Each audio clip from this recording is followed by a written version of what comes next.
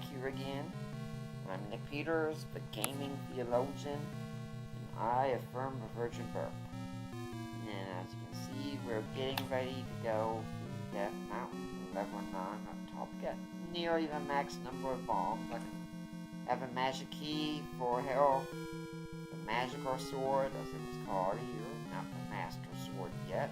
187 rubies. Got medicine. The only thing I don't really have is the enemy bait, because, well, that's kind of useless. So, now we learned from later, by the way, if you didn't have a Triforce at this point, you'd be barred from entry. But we learned from later lore in the games about Ganon. And when you played the original Legend of Zelda and Zelda 2, you didn't know anything about a Ganon dwarf. All you knew was Ganon. You also didn't know anything yet in the first Zelda, at least, about 3 Triforces. There was only power and wisdom. These enemies here that show up are land molders, which, yes, they show up again in Link to the Past, and the wand with fire works great on it.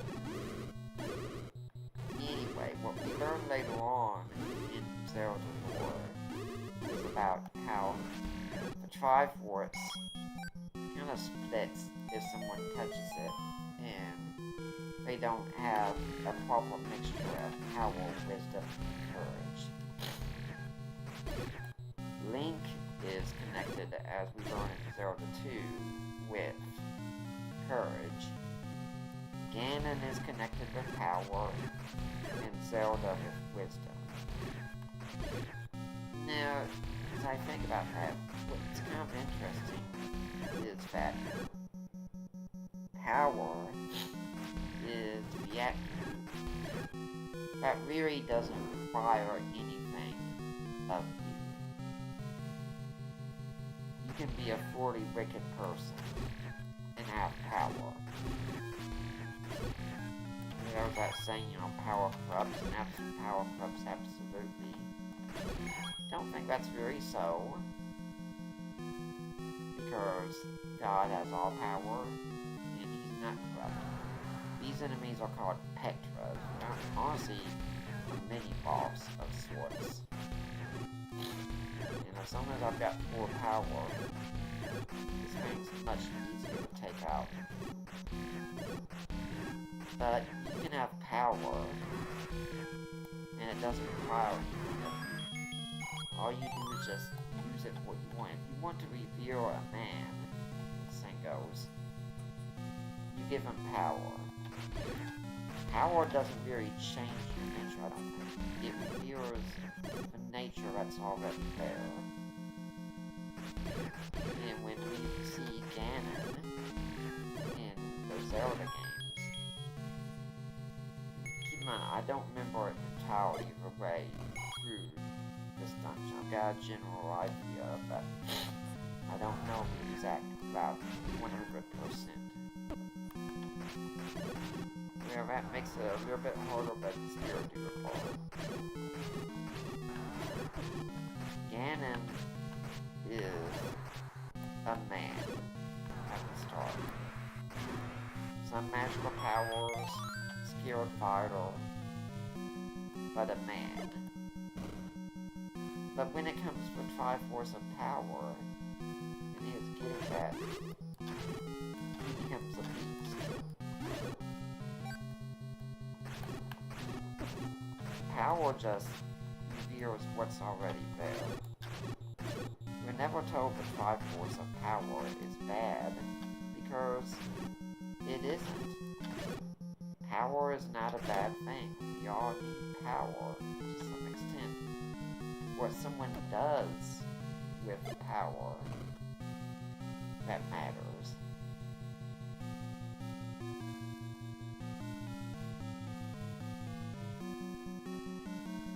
Now, along these lines, I also would be amiss if I didn't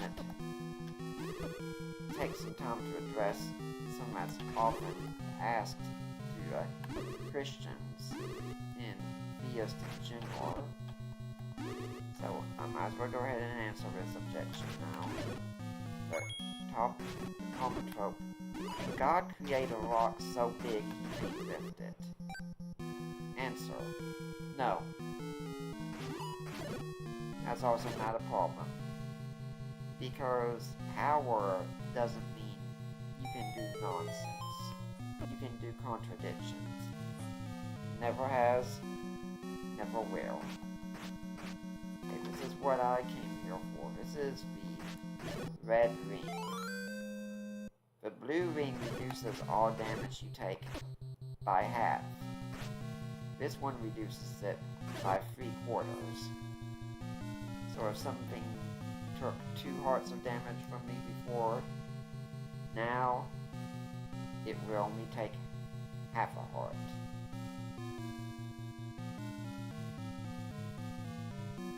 But power is one thing a lot of people will seek after, because power doesn't really require anything of you. If you're going to live a life of wisdom, you have to live a life of sacrifice, of moderation. If you're going to live a life of courage, you have to live a life where you actually take on risk. Courage doesn't mean the attempt to take on a challenge would be successful. It might not be. But courage means you take it on. Actually, if we knew that it was going to be successful, it can't be difficult to call it courage. It's easy to play a game if you know you're going to win every single time. Courage comes when there's an actual risk. But power doesn't require that you sacrifice anything. And Ganon is a demonstration of that. Ganon doesn't have to sacrifice anything for power. And he still gets what he wants in many ways. Now there's one more item we have to get in this dungeon before we go fight Ganon. As we find this version of Petra to be where normally easier, this time it's not demonstrated to where, but the elliptical pattern normally it's a lot easier to hear instead of one that expands out.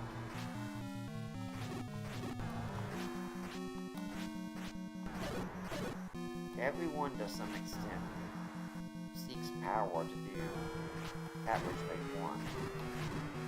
And whatever we want to do, we do think it's good. Even Ganon thinks he's doing something good. Now, the hardest villains to think about in this life most likely are the Joker from Batman comics and Kefka from Final Fantasy VI. You have to ask, what do they really want?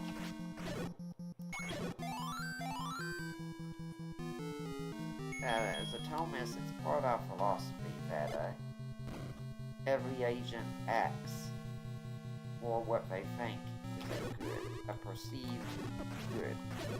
It doesn't mean that it is good, it just means they think it's good.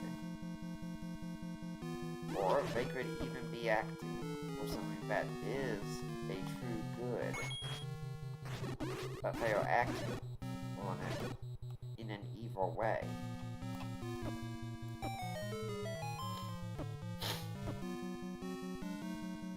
Someone might want justice, for instance, and that's a reason for seeking power, but they want it for revenge. They want to be judge, jury, and executioner. Okay, silver arrows. Have to have those to beat Ganon. Not gonna be able to beat him without it. Don't even try.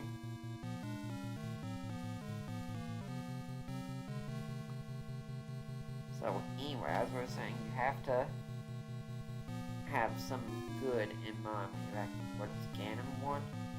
Well, power, probably because he thinks he's meant to have power, and that in his own mind the world would be a better place if he wields the power. Is he wrong?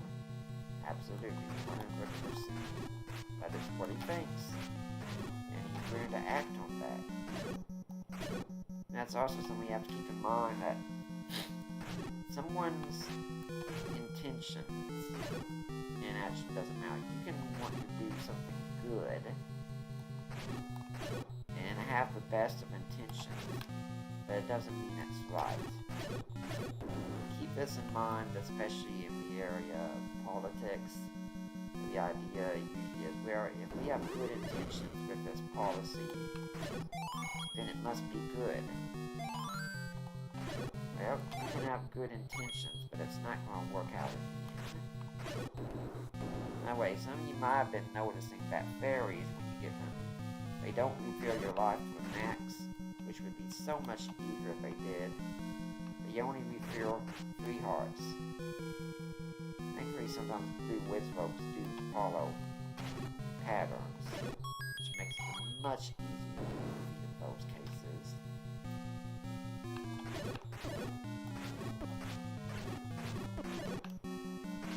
You probably noticed that it's getting a lot easier for me now that I've got the red ring. So, good intention does not always equal good results. If one great channel you can go to see this is Great Moments and Unintended Consequences, put out by Reason TV. I like to watch them, even old ones from time to time, just because it's so funny to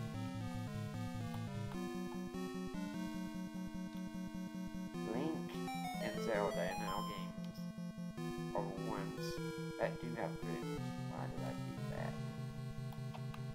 Not just good intentions, but good hearts, good actions. Link is the one who's willing to take on the risk to save Zelda and Hyrule from Ganon. What does he get from it? Well, we don't know anything specific he gets, but he does it anyway. Okay, I'm pretty sure we're getting near to where Ganon is. If I'm remembering correctly, all that's remaining between us and him after this passageway is a single petra. Of course, that's a big annoyance, but it's still an obstacle. Yep.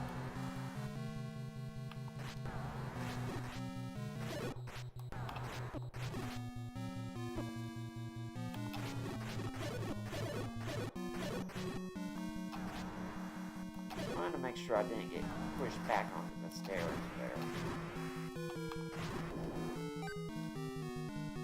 Okay. So, I'd also like to encourage you, if you are interested in politics and gaming, check out Endemion's channel. I've included a link in the description. You can also go over to my Patreon. You can find my Substack where I do my writings. And as always, please like, comment, subscribe, and share this video with others. We're working on getting up to the first 100 subscribers. Be a part of it. We'll go in and honestly, the boss fight with Ganon is a bit anticlimactic. The challenge is not that you want him to death, it's just trying to find where he is. And I understand there is supposed to be some pattern, but it's super complex, so I honestly don't even bother. I just keep swinging around until I hit him. And you have to hit him. There's 3 times. One more time we'll do it. In case you notice, I've already got the silver arrows ready.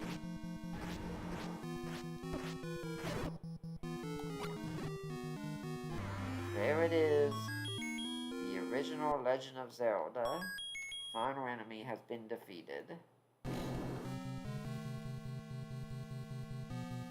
Hypothetically, you could actually die on these fires here. And Zelda is wearing red because we're wearing red. If you got here in green, she'd be green, blue, and blue. Same thing for merchants in the overworld, but let's finish this off.